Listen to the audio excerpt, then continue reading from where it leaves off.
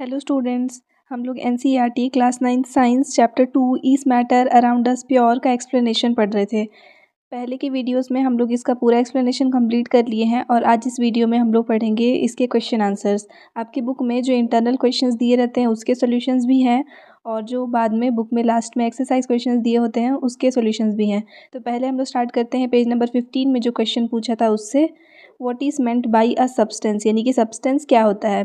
तो anything that consist of single type of particle is called substance. कोई भी चीज़ जिसमें single type of particles present होते हैं उसको सब्सटेंस बोलते हैं।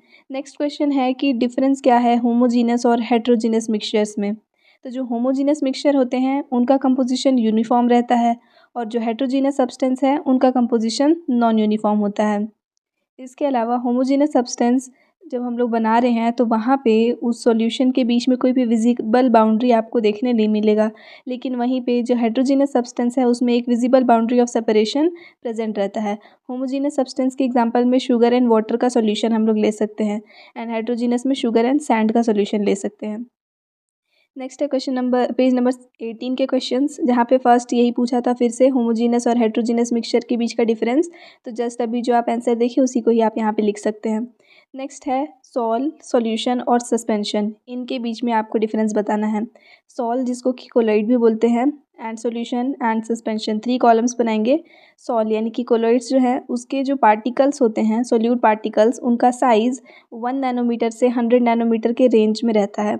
वहीं पे सॉल्यूशन का 1 नैनोमीटर से कम होता है और सस्पेंशन का 100 नैनोमीटर से ज़्यादा होता है।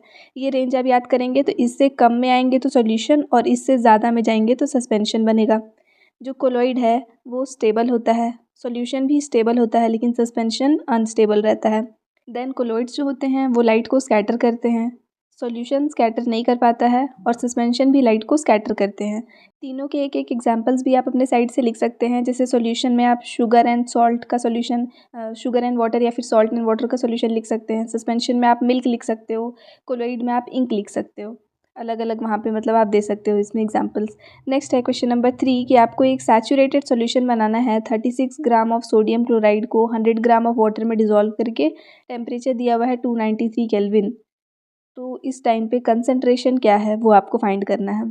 तो मास ऑफ सॉल्यूट दिया है 36 ग्राम और मास ऑफ सॉल्वेंट यानी वाटर दिया है 100 ग्राम।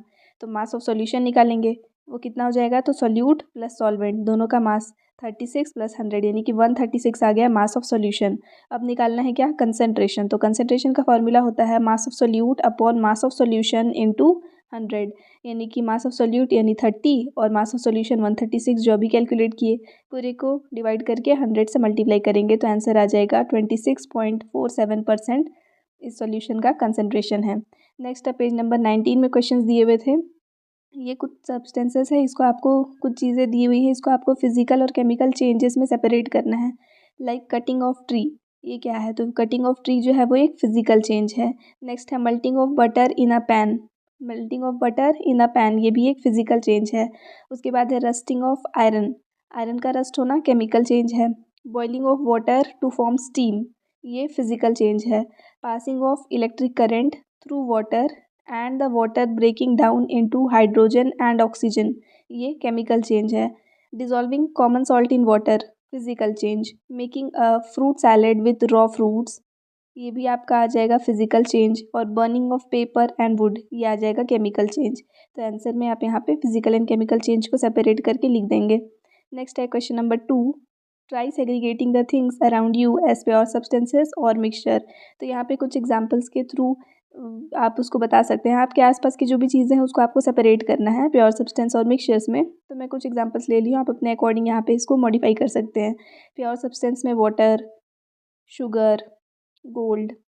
मिक्सचर में steel, plastic, paper, milk, air, ये सारी चीज़ों का आप ले सकते हो। नेक्स्ट है एक्सरसाइज क्वेश्चंस, क्योंकि आपके इन टेक्स्ट वाले जितने क्वेश्चंस थे वो कंप्लीट हो गए। तो एक्सरसाइज में फर्स्ट क्वेश्चन दिया है which separation technique will you apply for the separation of following. इन सब चीज़ों को सेपरेट करने के लिए आप कौन सा टेक्निक यूज़ करोगे। फर्स्ट दिया है सोडियम क्लोराइड को from a solution in water, यानी कि वाटर एंड सॉल्ट का एक सॉल्यूशन है उसमें से आपको सॉल्ट अलग करना है, तो इवेपोरेशन के थ्रू वो अलग हो जाएगा। नेक्स्ट है ammonium chloride from a mixture containing sodium chloride and ammonium chloride. तो एक मिक्सचर है जिसमें कि सोडियम क्लोराइड और अमोनियम क्लोराइड दोनों प्रेजेंट है। तो आपको यहाँ से अमोनियम क्लोराइड को सेपरेट करना है। तो यहाँ जो प्रोसेस लगेगा वो है सब्लिमेशन। नेक्स्ट है small pieces of metal in engine oil of a car. एक कार के इंजन ऑयल में थोड़े से मेटल्स मिक्स हो गए हैं तो ये निकल जाएगा फिल्ट्रेशन से। Different pigments from an extract of flower petal. Flower के पेटल का एक एक्सट्रैक्ट बना है, उसमें से डिफरेंट पिगमेंट्स को यानी डिफरेंट कलर्स को सेपरेट करना है। तो ये हो जाएगा थ्रू क्रोमेटोग्राफी। नेक्स्ट है बटर फ्रॉम कर्ड। तो जब भी हम लोग को मिल्क का कोई भी चीज़ अलग अलग करना होता है तो वहाँ पे यूज़ होगा सेंट्रीफ्यूगेशन। नेक्स्ट है ऑयल फ्रॉम वाटर। तो यहाँ पे separating funnel. Tea leaves from tea तो फिल्ट्रेशन। और iron pins from sand magnetic separation. Wheat grains from husk winnowing या फिर सेडिमेंटेशन। और fine mud particles suspended in water, इसको decantation and filtration. Question number 2, write the steps you would use for making tea. Tea बनाने के लिए क्या क्या steps use हो रहे हैं उसको आपको लिखना है। यहाँ पे आपको वर्ड्स कुछ अलग अलग दिए हैं वो यूज़ करना है, जैसे solution, solvent, solute, dissolve, soluble, insoluble, filtrate, residue. ये सारे वर्ड्स को यूज़ करके आपको प्रोसेस ऑफ मेकिंग टी लिखना है। तो क्या क्या स्टेप्स होते हैं, सबसे पहले take a cup of water in a container as solvent. Water क्या है यहाँ पे, सॉल्वेंट, तो एक वर्ड हम लोग यूज़ कर लिए। नेक्स्ट है add sugar in it which is solute. Sugar क्या है, अब सोल्यूट है, और शुगर फिर क्या होगा, डिज़ोल्व हो जाएगा। You get a solution of water and sugar. तो वाटर और शुगर का एक सॉल्यूशन आपको मिल गया। Sugar is completely soluble in water. और है add a half tea spoon of tea leaves, it is insoluble in water. तो इनसोल्यूबल भी यूज़ कर लिए। उसके बाद बॉयल द कंटेंट, और उसके बाद add milk which is soluble in water. Milk भी क्या है, सोल्यूबल है। और फिर बॉयल अगेन। उसके बाद फ़िल्टर, फ़िल्टर तो करेंगे ही। यहाँ पे filter it with the help of strainer. जो टी कलेक्ट हो रहा है कप में वो क्या है, फ़िल्ट्रेट है, फ़िल्ट्रेट यूज़ कर लिए। और जो टी लीव्स बच रहे हैं स्टेनर में वो क्या है, रेसिड्यू। तो रेसिड्यू वर्ड भी यूज़ हो गया। तो ये सारे वर्ड्स को यूज़ करके आपको प्रोसेस ऑफ मेकिंग टी लिखना था। तो ये हो गया इसका आंसर। नेक्स्ट है क्वेश्चन नंबर 3। थोड़ा लेंदी क्वेश्चन है, यहाँ पे एक टेबल दिया हुआ है। तो Pragya test the solubility of 3 different substances. Substances तो यहाँ पे 4 दिए हैं, तो यहाँ पे 4 होना चाहिए। 4 different substances at a different temperatures and collected the data as given below. तो 4 डिफरेंट नहीं है, यहाँ पे 5 डिफरेंट टेम्परेचर्स हैं। सारे टेम्परेचर्स में 4 डिफरेंट सब्सटेंसेस को वो टेस्ट की हैं, और उनका सॉल्युबिलिटी जो भी आया है इन सारे टेम्परेचर्स पे वो सबका यहाँ पे वो टेबुलेट करके रखिए डेटा। अब इस डेटा का यूज़ करके आपको नीचे जो क्वेश्चंस दिए हैं उसको आंसर करना है। जैसे फर्स्ट है, what mass of potassium nitrate would be needed to produce a saturated solution of potassium nitrate in 50 gram of water at 313 kelvin. अब यहाँ पे देखो, mass of potassium nitrate to produce saturated solution in 100 gram. 100 gram में saturated solution बनाने के लिए 62 ग्राम लग रहा था। इसलिए अगर हम लोग को 50 ग्राम में बनाना है, 100 में 62 लग रहा है, तो 1 में कितना लगेगा, 62 को हम 1.62 लिख सकते हैं। 50 ग्राम से तो 62 इंटू 50 और डिवाइडेड बाई 100 यानी कि 31 ग्राम आ जाएगा। उसके बाद Pragya makes a saturated solution of potassium chloride in water at 353 kelvin and the leaves the solution to cool at room temperature. ठीक है, इतने टेम्परेचर पे वो सॉल्यूशन बनाई है, कौन सा, सैचुरेटेड सॉल्यूशन बनाई है, और फिर उसको ठंडा होने छोड़ दी है। तो क्या ऑब्जर्वेशन मिलेगा आपको सॉल्यूशन में जब वो कूल हो जाएगा, तो क्योंकि वो सैचुरेटेड सॉल्यूशन है और सैचुरेटेड सॉल्यूशन को जिस भी टेम्परेचर पे बनाया गया है उससे नीचे टेम्परेचर पे अगर लेकर आते हैं तो वो क्रिस्टलाइज हो जाता है। तो यहाँ पे क्रिस्टल्स देखने के लिए मिलेंगे पोटेशियम क्लोराइड के। नेक्स्ट है find the solubility of each salt at 293। 293 में क्या क्या सोल्युबिलिटी है, तो यहाँ पे आपको दिख रहा है टेबल में 293 में सारे सॉल्ट्स का सोल्युबिलिटी यहाँ पे दिया हुआ है लाइन से। पोटेशियम नाइट्रेट का 32, सोडियम क्लोराइड का 36, पोटेशियम क्लोराइड 35, अमोनियम क्लोराइड 37। इसी चीज़ को आपको यहाँ पे लिख देना है आंसर में। और एक क्वेश्चन है फिर, what is the effect of change of temperature on the solubility of salt. तो जैसे जैसे हम लोग टेम्परेचर इंक्रीज़ करेंगे सॉल्युबिलिटी भी इंक्रीज़ होते जाएगा। नेक्स्ट है question number 4, explain the following giving examples. Example दे करके फॉलोइंग थिंग्स को आपको एक्सप्लेन करना है। फर्स्ट है सैचुरेटेड सॉल्यूशन। तो सैचुरेटेड सॉल्यूशन एक ऐसा सॉल्यूशन होता है जिसको प्रिपेयर किया जाता है bye dissolving maximum possible amount of solute in a given solvent at a given temperature. अब यहाँ पे एग्जाम्पल मैं लिखना भूल गई हूँ, एग्जाम्पल में आप लिख लीजिएगा, जैसे कि solution of water and sugar at 273 kelvin. उस टेम्परेचर पे जो सॉल्यूशन बना है वो क्या हो जाएगा, सैचुरेटेड सॉल्यूशन। नेक्स्ट है प्योर सब्सटेंस। तो प्योर सब्सटेंस एक ऐसा सब्सटेंस होगा जिसमें single type of particles present रहते हैं थ्रू आउट द सब्सटेंस। इसका एग्जांपल है गोल्ड, सिल्वर। नेक्स्ट है कोलोइड। कोलोइड एक ऐसा सॉल्यूशन होता है जिसमें जो सॉल्यूट पार्टिकल्स हैं उनका जो साइज़ है वो बिग होता है ट्रू सॉल्यूशन के कंपैरिजन में, लेकिन इतना बिग भी नहीं होता है कि उसको आप अपने नेकेड आइज से देख पाओ। तो एग्जांपल में इंक और ब्लड। नेक्स्ट है सस्पेंशन। सस्पेंशन एक हेट्रोजीनस मिक्सचर होता है जिसमें सॉल्यूट पार्टिकल्स इतने बड़े होते हैं कि वो सेटल हो सकते हैं नीचे। इसका एग्जांपल हो जाएगा चॉक, चॉक वाटर और paint. Question number 5, classify each of the following as homogeneous and heterogeneous mixtures. कौन सा होमोजीनस है और कौन सा हेट्रोजीनस है।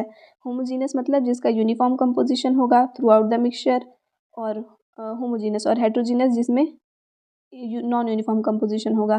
तो सोडा वाटर यूनिफॉर्म कंपोजिशन रहता है तो homogeneous, wood non uniform heterogeneous, air non uniform heterogeneous, soil non uniform heterogeneous, vinegar और filter tea homogeneous, filtered T.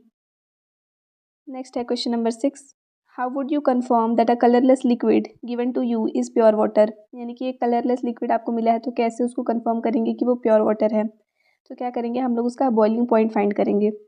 अगर वो लिक्विड 100 डिग्री सेल्सियस पे बॉईल हो जाता है एटमॉस्फेरिक प्रेशर के पे, जो भी एटमॉस्फेरिक प्रेशर है उसी पे ही 100 डिग्री सेल्सियस पे अगर वो बॉईल हो गया दैट मीन्स वो प्योर वाटर है, क्योंकि जो भी प्योर सब्सटेंसेस होते हैं उनका एक फिक्स्ड मेल्टिंग और बॉइलिंग पॉइंट होता है। नेक्स्ट है क्वेश्चन नंबर 7, यहाँ पे बोल रहा है which of the following material falls in the category of a pure substance.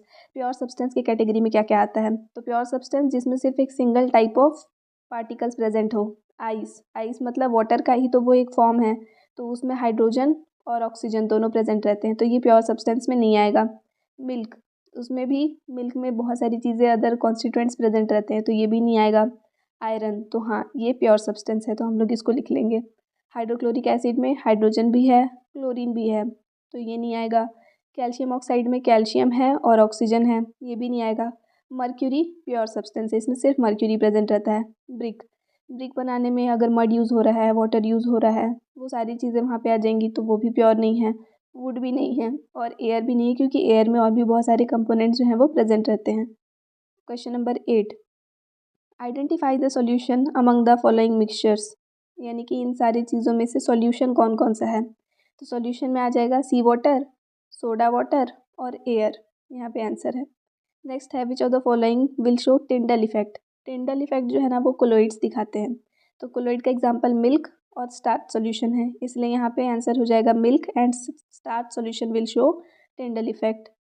Next है question number 10, classify the following into elements, compounds and mixtures. जैसे सोडियम है, सोडियम क्या हो जाएगा, एलिमेंट्स की कैटेगरी में आएगा।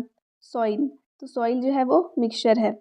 शुगर सॉल्यूशन, ये भी क्या है, मिक्सचर है। नेक्स्ट देखते हैं सिल्वर, सिल्वर जो है वो एलिमेंट है तो एलिमेंट में लिखेंगे उसको। उसके बाद कैल्शियम कार्बोनेट, वो कंपाउंड है तो हम लोग उसको कंपाउंड में लिखेंगे। टिन, टिन भी एलिमेंट में आएगा। सिलिकन भी एलिमेंट में आएगा। कोल जो है वो मिक्सचर है तो कोल को हम लोग मिक्सचर में लिखेंगे। एयर वो भी मिक्सचर है डिफरेंट गैसेस का तो उसको यहाँ लिखेंगे। सोप वो भी मिक्सचर है, उसको भी मिक्सचर में लिखेंगे। मीथेन वो एक कंपाउंड है तो हम लोग यहाँ लिखे हैं। कार्बन डाइऑक्साइड भी कंपाउंड है तो उसको भी यहाँ नोट किए हैं। और उसके बाद ब्लड जो है वो भी मिक्सचर है तो उसको भी हम लोग मिक्सचर में लिखेंगे।